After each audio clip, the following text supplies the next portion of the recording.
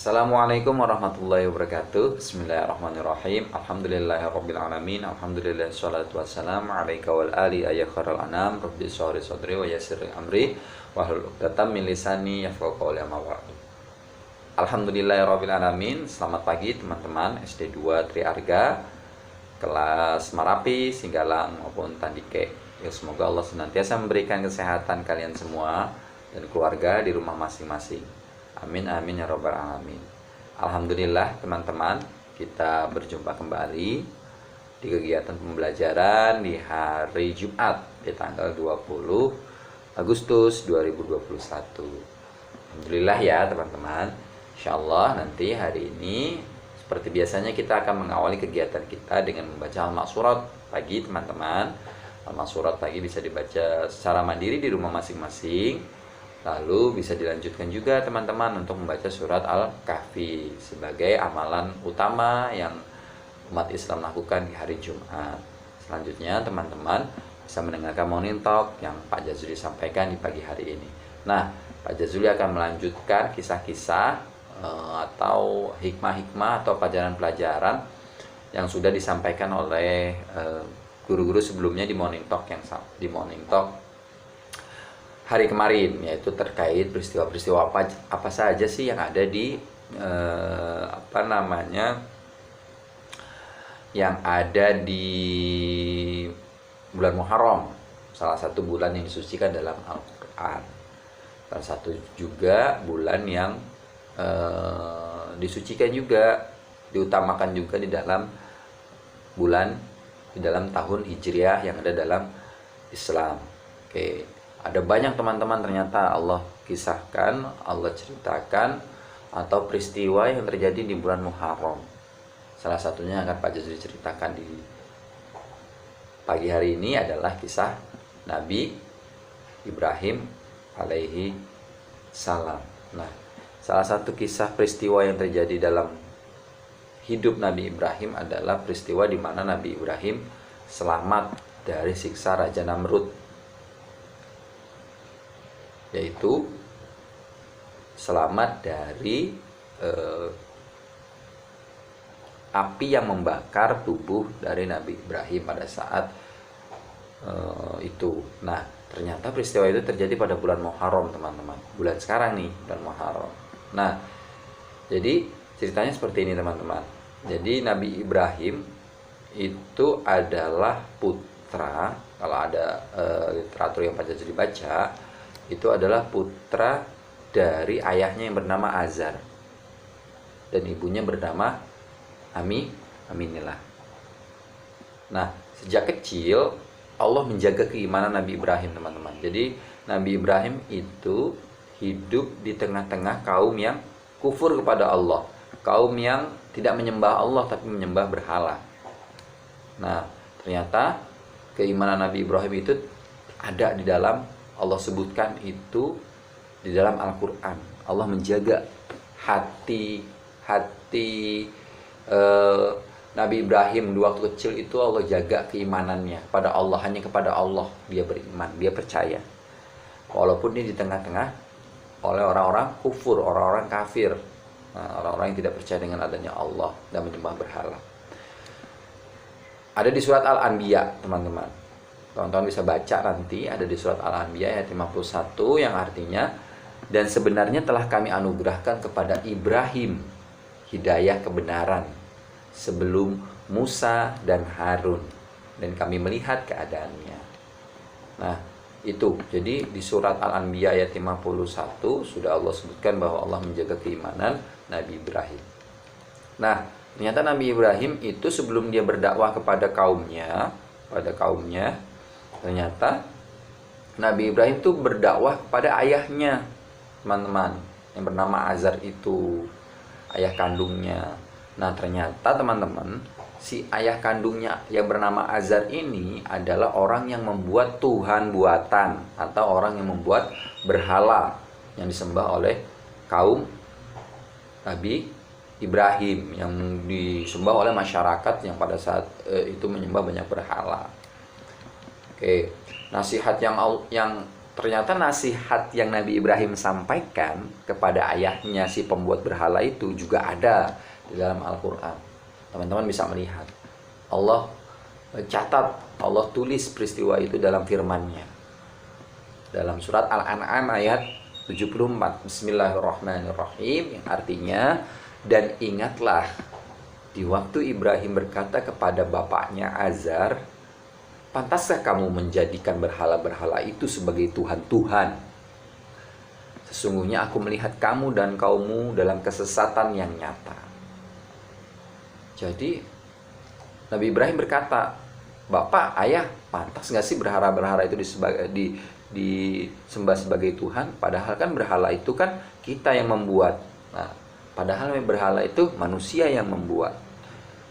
Sudah disampaikan seperti itu, dengan sombongnya si ayah itu menolak apa yang telah ia sampaikan. Apa yang kamu sampaikan Ibrahim, aku tolak, kata si ayah. Karena kebiasaan menyembah berhala adalah kebiasaan nenek moyang saya, kata ayahnya, kata Azar tersebut. Bahkan akan dihukum si Nabi Ibrahim itu oleh ayahnya, diancam untuk dihukum. Namun Nabi Ibrahim tidak merasa takut sedikit pun dengan ancaman yang diberikan oleh ayahnya. Ia terus menyebar dakwahnya hingga ke Raja Namrud. Raja Namrud, seseorang yang menganggap dirinya adalah sebagai Tuhan. Jadi Raja Namrud ini adalah seorang raja yang sombong, teman-teman, yang hidup pada zaman Nabi Ibrahim, yang mengatakan bahwa dirinya adalah Tuhan. Jadi tidak ada yang disembah selain menyembah Raja Namrud. Terus selanjutnya Raja Namrud itu didakwahi, atau Nabi Ibrahim berdakwah kepada Raja Namrud. Selanjutnya terus Nabi Ibrahim secara diam-diam menghancurkan berhala-berhala. Jadi ketika masyarakat Raja Namrud itu dalam kondisi sedang pergi, atau tempat peribadatannya berhala-berhala yang sedang sepi, si Nabi Ibrahim ini menghancurkan berhala-berhala tersebut. Dihancurkan. Salah satu bentuk dakwahnya adalah menghancurkan berhala-berhala buatan manusia yang dituhankan, yang disembah oleh masyarakat pada saat itu. Dihancurkan, disisahkan yang paling besar, kata. Lalu alat untuk menghancurkan berhala tadi itu digantungkan dipegangkan di di berhala yang paling besar, teman-teman. Digantungkan pada berhala yang paling besar. Lalu ketika Raja Namrud itu sudah pulang kembali, dia melihat berhala-berhala yang ada di dalam lapangan atau pelataran itu pada hancur semuanya, sisa yang besar. Lalu Raja Namrud sudah menaruh curiga, teman-teman, bahwa ini pasti ulahnya si Ibrahim. Lalu Ibrahim lalu ditangkap, lalu dihadapkan pada Raja Namrud. Nah,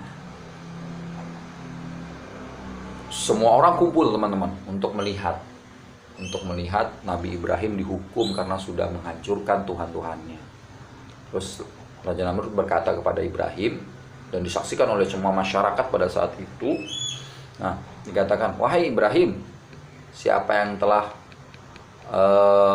yang telah menghancurkan berhala ini, berhala-berhalaku, Tuhan-Tuhan kami, kata Raja Namrud.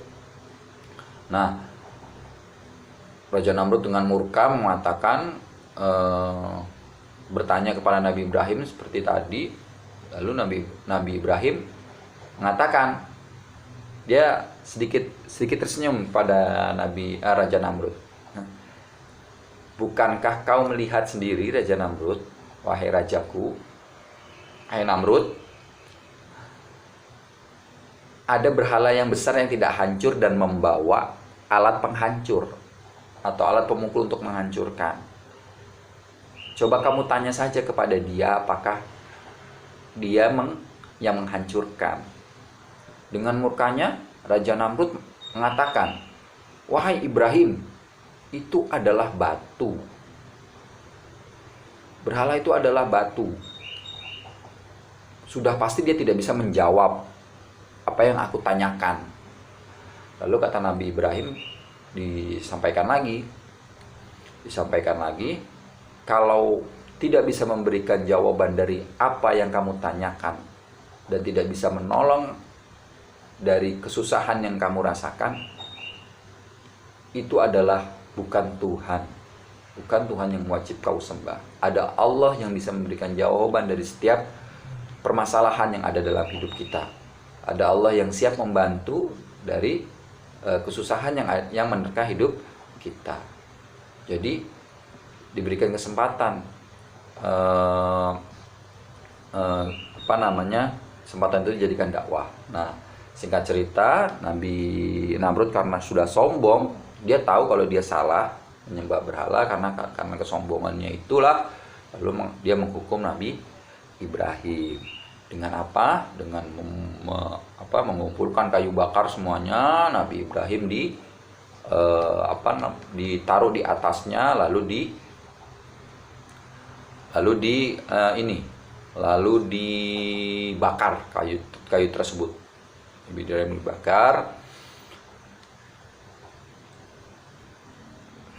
dibakar dengan api yang sangat besar. Lalu Nabi Ibrahim berdoa kepada Allah pada saat itu. Apa doanya? Doanya itu ada juga dalam Al-Quran, teman-teman. Jadi teman-teman bisa memperbanyak juga doa ini. Ketika Nabi Ibrahim ingin dibakar pada saat itu, api sudah menyala. Lalu Nabi Ibrahim berdoa. Ucap doa yang Nabi Ibrahim sampaikan adalah ada dalam surat Ali Imran ayat 173. Bunyinya seperti ini. Hasbunallah wa ni'mal wakil. Cukuplah Allah menjadi penolong kami dan Allah adalah sebaik-baiknya pelindung. Lalu pada saat itu turunlah perintah Allah Subhanahu wa taala kepada api yang membakar untuk menjadi dingin. Jadi api tersebut menjadi dingin dan tidak membakar tubuh dari Nabi Ibrahim alaihissalam. Nah, itu teman-teman kisah dari Nabi Ibrahim alaihissalam yang bisa Pak Jazuli sampaikan hari ini. Semoga bisa menjadi pelajaran ya teman-teman, bahwa keberanian kita untuk menyampaikan sesuatu yang benar adalah hal yang harus diutamakan. Jadi kita harus berani nih menyampaikan sebuah kejujuran, menyampaikan sebuah kebenaran kepada orang lain. Itu teman-teman hikmahnya. Dan juga kita senantiasa harus menjaga keimanan kita kepada Allah Subhanahu wa ta'ala. Mungkin saat ini tidak ada berhala teman-teman, namun ada banyak hal yang mengganggu kita beribadah kepada Allah Subhanahu wa ta'ala. Ada banyak berhala-berhala yang bentuknya bukan patung, tapi bisa bentuknya HP, bisa bentuknya televisi, bisa bentuknya permainan dan lain sebagainya. Sehingga ketika datang waktu sholat, datang waktu beribadah kepada Allah, kita lupa, kita sibuk main HP, kita sibuk nonton TV. Nah, itu berhala-berhala yang ada pada saat ini yang mengganggu ibadah kita kepada Allah Subhanahu wa taala. Demikian monitor dari Pak Jazuli. Semoga kalian bisa mengambil hikmah dan pelajaran dari kisah yang Pak Jazuli sampaikan. Terima kasih. Sehat-sehat selalu teman-teman. Wabillahi taufiq wal hidayah. Wassalamualaikum warahmatullahi wabarakatuh. Subhanakallahumma wa bihamdika asyhadu an la ilaha illa anta astaghfiruka wa atubu ilaik. Selamat pagi teman-teman.